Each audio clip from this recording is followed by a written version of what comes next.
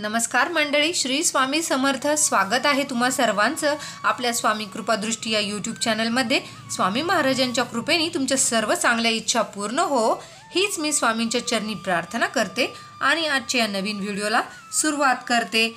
उद्या आहे 26 डिसेंबर. 26 डिसेंबर मंगळवारी आलेली आहे दत्त जयंती. या दिवशी मार्गशीर्ष महिन्यातील पौर्णिमा सुद्धा आहे. मार्गशीर्ष पौर्णिमेच्या दिवशी मृग नक्षत्रांमध्ये दत्तांचा जन्म झाला. दत्तांचा जन्मोत्सव म्हणून साजरा केला जातो. आपल्या पुराणांमध्ये असं सांगितलं गेलेलं आहे की पूर्वीच्या काळी भूतलावरती स्थूल व सूक्ष्म रूपात असुरी शक्ती मोठ्या प्रमाणात वाढले होत्या आणि त्यांना दैत्य म्हटलं जात होतं. तर अशा वेळी देवगणांना त्या असुरी शक्तीचा नष्ट करण्यासाठी प्रयत्न केले, परंतु ते असफल झाले होते. आणि तेव्हा ब्रह्मदेवाच्या आदेशानुसार वेगवेगळ्या ठिकाणी वेगवेगळ्या रूपामध्ये दत्तदेवाने अवतार घेतला आणि त्यानंतर दैत्य हे नष्ट झाले आणि तो दिवस म्हणजे दत्त जयंती म्हणून साजरा केला जातो. आणि या सगळ्यात महत्त्वाची गोष्ट म्हणजे या दत्त जयंतीच्या दिवशी दत्त तत्व हे पृथ्वी तलावर नेहमीच तुलनेपेक्षा 1000 पटींनी जास्त कार्यरत असतात. यामुळे या दिवशी तुम्ही जेवढी सेवा कराल, तेवढे उपासना कराल, जेवढी उपाय कराल, तेवढं तुम्हाला जास्तीत जास्त लाभ होईल आणि जास्तीत जास्त फळ तुम्हाला प्राप्त होईल. यामुळे या दिवशी आपण दत्ताची सेवा तर करायची आहेच, पण काही उपाय देखील करायचे आहेत. आज या व्हिडिओमध्ये मी तुम्हाला या सगळ्या उपायांबद्दल सांगणार आहे. आपल्या मुलांसाठी जे उपाय करायचे आहे ते मी तुम्हाला सांगणार आहे. अतिशय प्रभावी उपाय सांगणार आहे. आपल्या लहान मुलांपासून ते मुलांपर्यंत सर्वांसाठी आपल्याला हा उपाय जो आहे तो करायचा आहे. मुलांचे सर्व दोष, अडचणी, विघ्न, संकट सर्व काही दूर होईल आणि मुलांची प्रत्येक क्षेत्रात अगदी भरभरून प्रगती होईल. मग ती अभ्यासात असो किंवा त्यांच्या कामात किंवा व्यवसायात असो, प्रत्येक क्षेत्रात मुलांची प्रगती होईल. असा हा उपाय मी आज तुम्हाला या व्हिडिओमध्ये सांगणार आहे. त्यामुळे व्हिडिओ हा शेवटपर्यंत पहा. चॅनलवरती नवीन असाल तर चॅनलला सबस्क्राईब नक्की करा. त्याचबरोबर शेजारचे बेल आयकॉनचे बटनही प्रेस करा, जेणेकरून मी जेव्हा नवीन व्हिडिओ अपलोड करेन त्याचे नोटिफिकेशन तुम्हाला मिळेल, म्हणजेच तुमचा एकही व्हिडिओ मिस होणार नाही. चला तर करूया व्हिडिओला सुरुवात.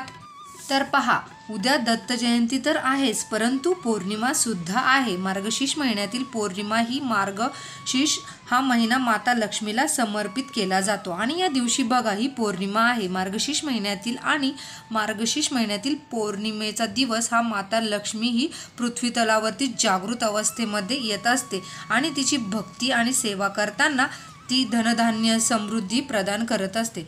तर बघा, हे दोन्ही दिवस अतिशय शुभयोग तयार झालेला आहे आणि यावरती आपल्याला हा मुलांसाठी उपाय करायचा आहे. तर तुम्हाला काय करायचे आहे, हा उपाय तुम्ही सकाळपासून ते संध्याकाळपर्यंत कधीही करू शकता. जेव्हा वेळ भेटेल तेव्हा तुम्हाला हा उपाय करायचा आहे. मुलं खूप हट्टीपणा करताय, चिडचिड करताय किंवा लहान मुलांना काही दोष लागले असतील म्हणून मुलांचा कोणत्याही क्षेत्रामध्ये मुलांची प्रगती होत नाही, काही कामांमध्ये मुलांना यश मिळत नसेल, मुलं हुशार नाहीत, सांगितलेलं काम ऐकत नाही, आई वडिलांना आपल्या मुलांचं भविष्य उज्ज्वल असावं, मुलांनी भविष्यात खूप प्रगती करावी असं प्रत्येक आई वडिलांना वाटत असतं. कोणते असे आई वडील नाही की त्यांना आपल्या मुलांची प्रगती हवी नको असते.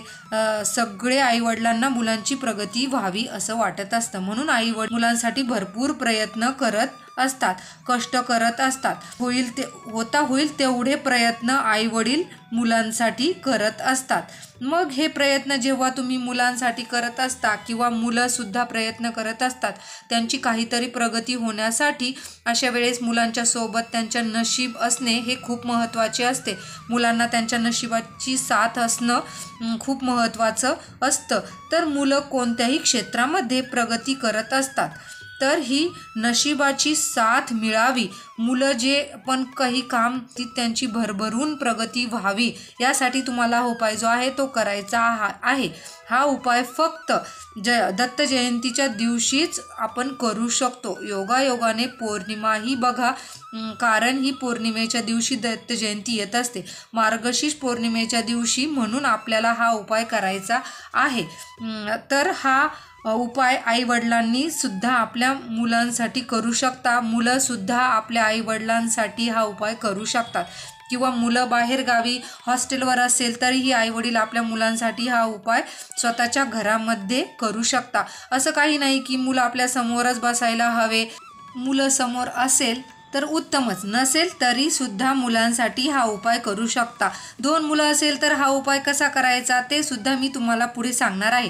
तुम्हाला उद्या सकाळी उठायचं आहे, आंघोळ करायची आहे. आंघोळ केल्यानंतर तुमच्या देवघरामध्ये असणारे दत्त महाराजांचा फोटो किंवा मूर्ती असेल तर त्यावरती छान अभिषेक करायचा आहे. जो फोटो असेल तर पाणी शिंपडावे, पुसून काढावा आणि तो आपल्या देवघरामध्ये व्यवस्थित ठेवावा. त्यांना पिवळ्या कलरचं वस्तू अर्पण करा, जसे की पिवळं फूल, पिवळे नैवेद्य म्हणून मिठाई किंवा फळ तुम्ही अर्पण करू शकता. तर त्यांना पिवळ्या वस्तू ज्या आहेत त्या अतिशय प्रिय आहे. दत्तगुरूंना तर त्या अर्पण करा. आणि यानंतर हा उपाय तुम्हाला करायचा आहे. जेव्हा आपण कुठलाही उपाय करत असतो ना, त्या अगोदर त्या गुरूंचं, त्या देवांची सेवा करणं खूप महत्त्वाचं असतं आणि यानंतर उपाय करायचे असतात, जेणेकरून त्यांची कृपा जी आहे ती आपल्या उपायांवरती प्राप्त होईल आणि आपले उपाय हे यशस्वी पार पडतील किंवा त्या उपायांना आपल्याला फळ प्राप्त होईल. तर पहा, हा उपाय करण्यासाठी तुम्हाला एक तांब्याचं ताम्हण घ्यायचं आहे, म्हणजे तांब्याचं एक ताट घ्यायचं आहे ज्यात आपण देवांना आंघोळ घालतो. आणि यानंतर आपल्याला थोडं पाणी घ्यायचं आहे आणि यानंतर एक दिवा घ्यायचा आहे. हा दिवा जर तुम्हाला मातीचा घेता आला तर अवश्य घ्या, नाही मातीचा घेता आला तर हरकत नाही. तुमच्याकडे ज्या पण धातूचा असेल त्या धातूचा दिवा तुम्हाला घ्यायचा आहे. आणि या दिव्यामध्ये आपल्याला लाल वात लावायची आहे, म्हणजे लाल कलर असतो ना त्याची एक वात आपल्याला लावायची आहे. तुम्ही काय करायचं आहे, लांब कापसाची वात बनवा आणि त्याला थोडंसं कुंकू लावून ती वात तुम्ही लाल बनवू शकता. तर लाल वात त्या दिव्यामध्ये आपल्याला लावायची आहे आणि हा दिवा आपल्याला प्रज्वलित करायचा आहे. दिवा प्रज्वलित केल्यानंतर त्या ताम्हणामध्ये आपण पाणी घेतले आणि तर त्या पाण्यामध्ये दिवा आपल्याला ठेवायचा आहे. आणि यानंतर ते जे ताम्हण आहे ते आपल्याला देवघरासमोर दत्तगुरूंच्या समोर, आपल्याला दत्तगुरूंच्या मूर्तीच्या समोर आपल्याला ते ठेवायचे आहे. बघा, तर श्री स्वामी समर्थ यांचा अवतार आहे, तर त्यांच्या फोटो असेल तर त्यांच्या समोर तुम्ही ते ठेवू शकता. तर तिथे ताम्हण आपल्याला संपूर्ण दिवस आणि रात्रभर ठेवायचे आहे. आणि यामधील दिवा जो आहे तो सुद्धा आपल्याला एकदा लावला नंतर तो आपल्याला रात्री 12 वाजेपर्यंत विझू द्यायचा नाही. या काही कारणास्तव जर दिवा विझला तर हरकत नाही, पुन्हा दिवा प्रज्वलित करा, म्हणजे कोणतीही शंका तुमच्या मनात राहणार नाही. तुम्हाला पुन्हा दिवा लावायचा आहे. यानंतर त्या दिव्याला तुम्हाला पाया पडायचे आहे. आई वडिलांचं आणि आपल्या मुलांची प्रगती व्हावी, मुलांना नोकरीमध्ये त्यांना यश मिळावं, अभ्यासात प्रगती होण्यासाठी आई वडिलांनी त्या देवासमोर प्रार्थना करून तुम्हाला, त्याचबरोबर आपली जी मुलं असतील आपल्यासोबत, जर मुलांना सुद्धा त्या दिव्याच्या पाया पडायला लावायचं आहे, त्यांना सुद्धा प्रार्थना करायला लावायची आहे. बरोबर, आता मुलं हॉस्टेलला आहे तर मग हा उपाय करायचा कसा? मुलं हॉस्टेलवर असेल तर मुलं, आई वडील किंवा आजी आजोबा हा उपाय आपल्या मुलांसाठी घरी सांगितल्याप्रमाणे करू शकता.